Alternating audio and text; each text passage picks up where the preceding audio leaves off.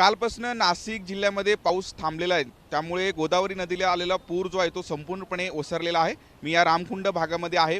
अनेक जे मंदिरं होते ते पाण्याखाली गेलेले होते। अगदी 2 दिवसांपासून गंगापूर धरणातून खूप मोठ्या प्रमाणात पाण्याचा विसर्ग गोदावरी नदीमध्ये करण्यात येत होता, पण कालपासून पाऊस थांबल्याने हा विसर्ग खूप कमी करण्यात आलेला आहे। आज अगदी 900 क्युसेस जो पाण्याचा विसर्ग आहे तो गोदापात्रात करण्यात आलेला आहे।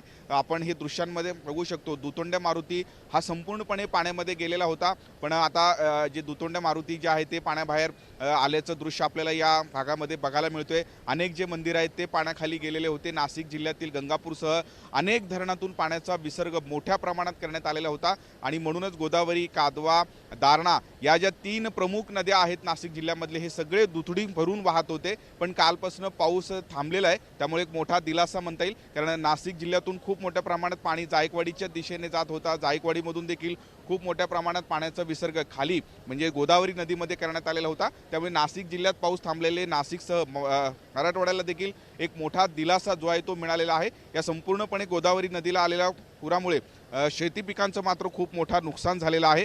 या सगळ्या गोष्टींचा पंचनामा करण्याचं काम आता प्रशासनाने हाती घेतलेलं आहे, पण कालपासून नाशिक जिल्ह्यामध्ये पाऊस थांबल्याने एक मोठा दिलासा मिळालेला आहे।